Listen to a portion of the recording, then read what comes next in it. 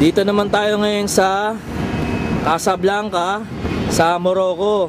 April 13 ngayon.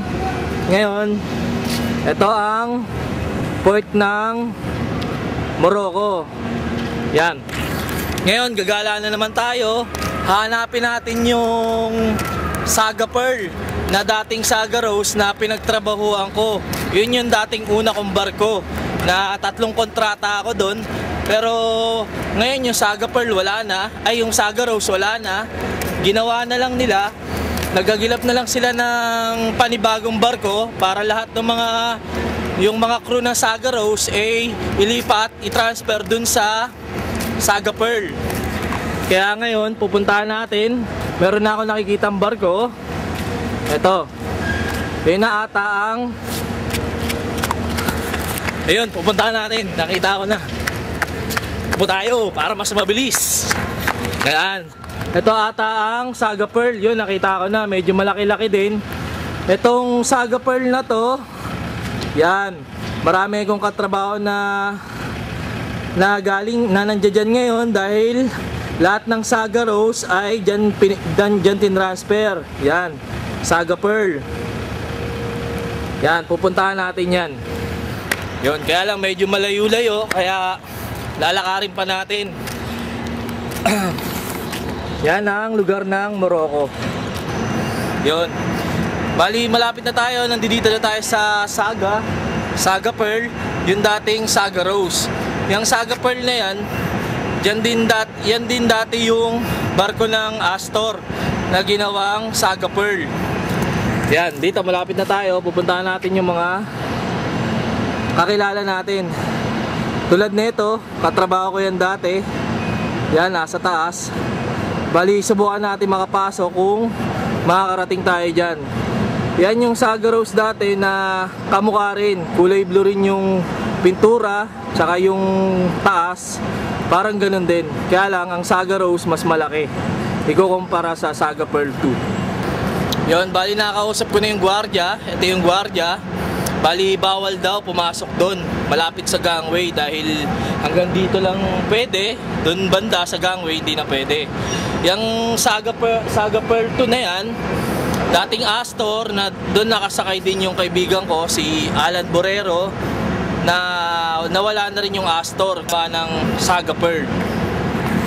Yan, ngayon mamamasyal na tayo, punta na tayo doon. Yan. Bali, kanina pa tayo naglalakad dahil napakalawak nitong port na to. Dahil itong port na to ng Morocco sa Casablanca ay ito yung isa sa pinakamalawak na port dito sa South America. Yan, malapit na tayo. Papakita ko mamaya yung tower ng Morocco. Yan. Ito na yung isa sa mga pinupuntahan ng mga turista, itong tower na yan, tower ng Morocco. Yan. Yan. Bali, andito na tayo sa lugar ng Morocco. Ito na yung mga daan papunta kung saan-saan sa mga palengke dito daan. Tapos dito sa Morocco meron ding Hyatt. Yan, Hyatt Hotel.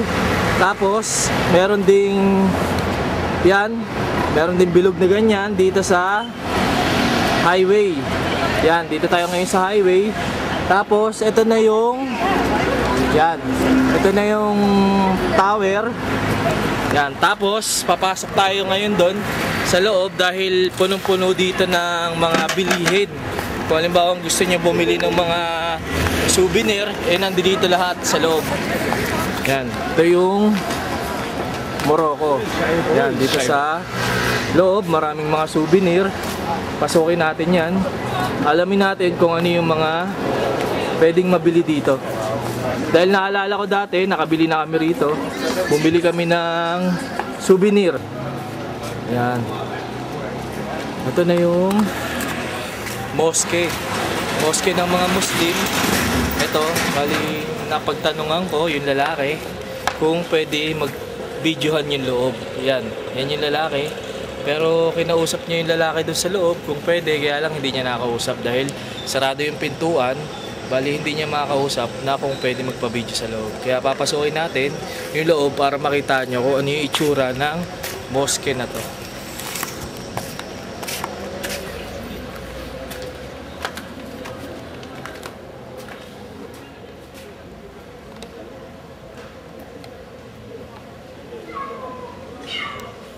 Tapos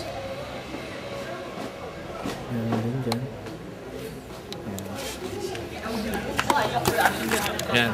Bali hindi ako nagsalita dahil baka bawal ang maingay doon, kaya binidyohan ko lang yung loob. Yan, bali ito na yung Morocco. Yan, sa loob niyan puro mga tiyangge, mga bilihin ng kung ano-ano, mga market. Yan. Dito sa tower na yan. Yan palang tower na yan babasahin natin. Yung tower na yan, ito ang nakasulat. Prefecture de Police de Casablanca, Poste de Police. Yan. Yan, pagka halimbawang nakita nyo yan, ibig sabihin nasa Casablanca tayo ng Morocco. Pag nakita nyo yung tower na yan. Yan. Ngayon pupunta. Yan, bali dito tayo sa hilera ng mga painting. Maraming painting dito, tsaka mga carpet. Kaya maraming bumibili rito. Kaya ang kadalasan dito, yung mga tao rito, ano pa rin, bali nakapang Muslim pa rin na napangsuot. Mga ano nila, kasuotan nila rito sa lugar na to. Ngayon, papalabas na tayo. Dito naman, puro mga carpet. Carpet yung mga paninda dito. Tapos, ito naman loob ng restaurant na to, parang ang itsura, parang ano, parang pang Egyptian ang loob. Yan.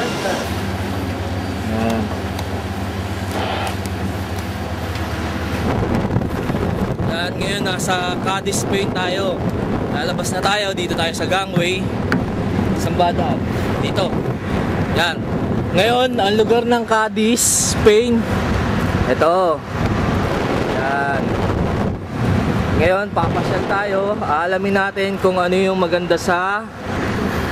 Yan. Dito sa Cadiz, sa Spain, ay medyo malamig ang klima. Kahit na medyo maaraw, masyadong mahangin dito. Tapos sa tabi naman ng barko namin, may malaking barko na nakadaong din. Yan, ito yung barko namin. Tapos sa gilid niya sa kanan, may barko na malaki. Ito ang Holland America Lane. Yan, napakalaking barko. Dito sa gate sa paglabas ko, merong yan, flag. Tatlong flag ang nakalagay. Tapos banda ron may mga flag din na alamin natin kung anong flag din ang mga nakasabit doon sa labas nitong gate na to. Yan, dito sa paglabas ko, merong monumento nakalagay Cadiz A. Moret. Yan. Bali, merong taong nakatayo, patro nakalagay, patriotismo. Yan, dito sa harapan ng gate. Tapos dito naman sa gilid, meron namang mga flag din. Tapos nakakatuwa dahil ang flag natin kasali itong Philippines. Yan. Tapos hile-hilerang mga flag, mga iba't ibang lugar ng flag nila rito. Yan. Kaya banda rito naman, meron namang yan. Tapos meron din aduana dito. Yun. Tapos dito banda merong katedral. Yan, chapel. Tapos ngayon pupunta tayo dito sa mamaya na. Dito muna. Babasahin muna natin tong gate na to. Ito yung Puerto de Cadiz. Yan, yan tayo kanina sa loob, lumabas tayo, papunta tayo ngayon dito sa labas. Ngayon, papasyalan natin kung ano yung mga lugar na maganda rin. Yun, yung kinamera ko palang monumento na yan, dito sa harapan ng gate ng nilabasan natin, ay ang taong pa lang yan na yung monumento na yan ay isa sa mga popular dito sa Cadiz dahil siya ay presidente noong 1906. Popular yan. Yan. Popular yan taong yan, kaya nandiyan siya sa harapan ng exit tsaka entrance nitong puerto ng Cadiz. Yan. Tapos dito yung mga flag, lahat ng siguro maraming mga flag na iba't ibang mga lugar ang nandiyan. Yan. Yan yung mga flags. Tapos sa harapan niya naman merong nakalagay na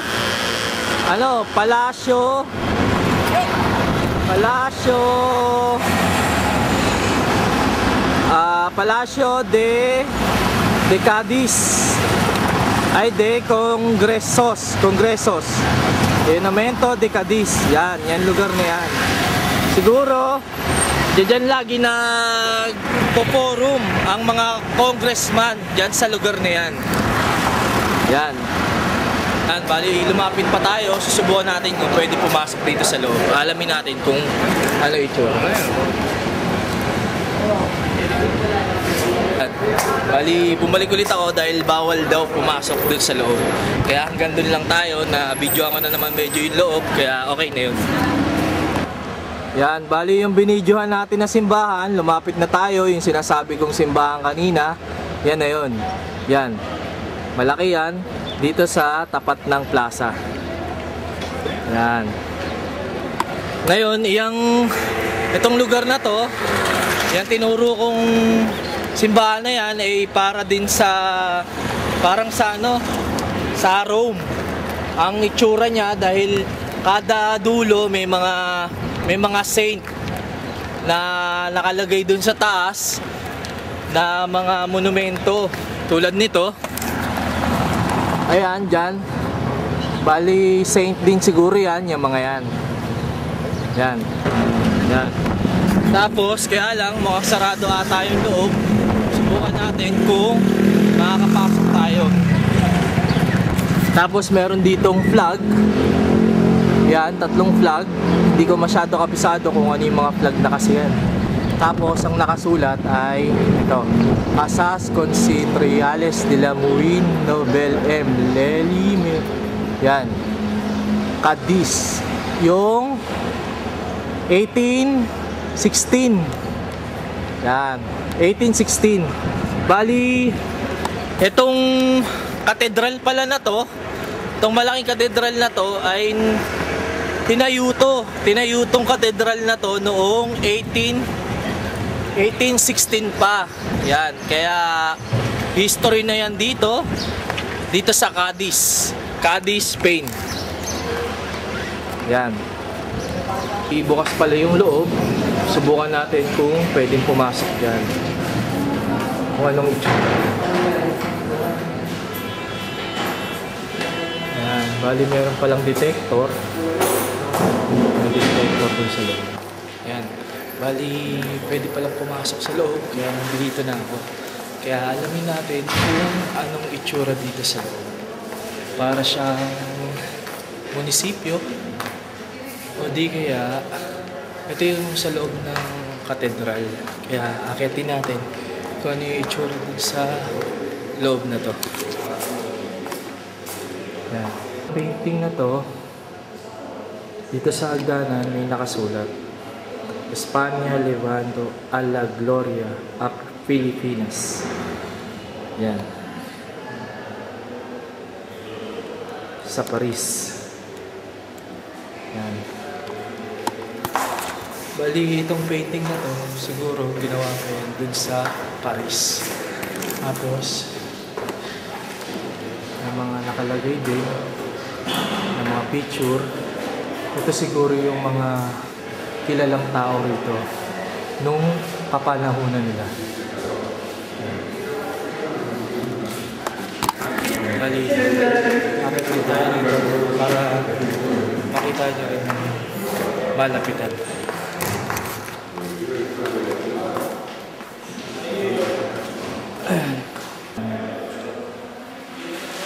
Bali, tayo makapasok dyan. Yan. Bali, balak kasi natin pumasok dun sa loob. Kaya lang, siguro, hindi. Bali, kinausap ko yung nakatayo doon na gwardiya kung pwedeng pumasok dun sa loob. Kaya lang, hanggang dito lang tayo. Kaya, bababa na tayo. Dahil siguro yung mga nandun sa taas, private yun. Dahil ang mga nandun lang yung mga kilalang tao dito sa Cadiz, Spain. Dito sa lugar na to, parang munisipyo dahil puro cashier o puro mga ano rito, mga computer, puro mga opisina. Kaya parang munisipyo ang dating dito sa loob na to. Ngayon, papalabas na tayo. Yan. Yan, dito sa paglalakad ko, doon ako galing kanina. Tapos dito naman sa harapan ko ay meron na namang katedral na panibago. Yan, isa rin dito yan sa history dito sa lugar ng Cadiz, Spain. Yan, ngayon aalamin natin kung pwede pumasok dyan sa loob. Yan, bali andi dito na yung malaking katedral o malaking simbahan nila rito, simbahang pangkatoliko. Tapos sa gilid niya naman meron din ito, bali may malaking kampana dyan. Yan, pero ang una natin pupuntahan dito, titignan natin kung pwedeng pumasok sa loob. Tapos, hi chef. Hello. Yan yung chef namin dito, executive chef. Tsaka yung kasama niya. Kasama niyang girlfriend niya. Yun, kaya papasukin natin dito yung loob. Alamin natin ngayon kung ano yung itsura ng loob ng katedral na yun. Hindi dito tayo ngayon sa loob. Ganda siya. Simple lang. Bali, dito na tayo ngayon sa loob. Pinasok natin tong katedral na to. Kaya medyo walang ganong tao, tahimik kasi sarado lahat ng mga pintuan. May isang pintuan lang na bukas, kaya tayo nakapasok. Ito yung loob ng katedral. Yan. Bali, matagal na yung ginawa. Yan. Bali, history na yan dito.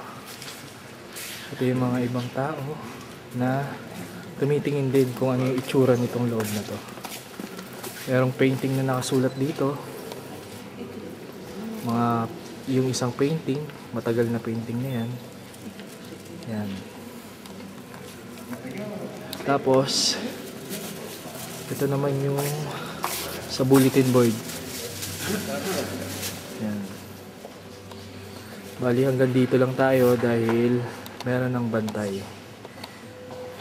Yan. Isa siguro yung sa mga pari dito. Tapos sa taas, kung mapapansin nyo, meron din atang parang, kung sa atin, parang bamboo organ. Dun sa loob ng simbahan, yun ang tinatawag na bamboo organ sa Pilipinas. Pero dito, hindi naman bamboo to o hindi naman kawayan. Yan yung gawa sa metal. Yan, para tumunog yung music dito. Pagka halimbawa gusto nila mag-music, tutunog mo. Yan.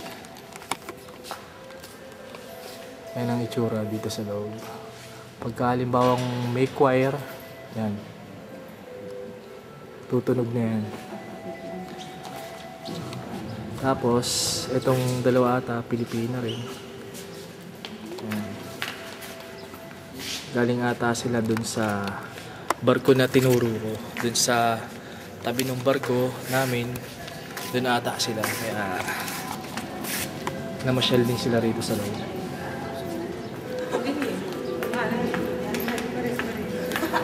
Tapos, bali, ito naman sa kabilang daan, pumasok tayo dito sa loob ng pintuan dahil bukas din. Ito naman, poster, pinagbebenta nila ng 2.5. Bali, 2 euro tsaka 50 cents. Yan, ito yung bali poster nitong Cadiz na to. Buong Cadiz sa Spain. Tapos, binibenta rin nila to. Itong mga presyo niya. Yan, mga fridge magnet. Yan. Tapos, habang ito naman yung mga poster din, di ba? Tapos may daan doon. May lusot rito, papasukin natin. Kung ano yung itsura. Sorry?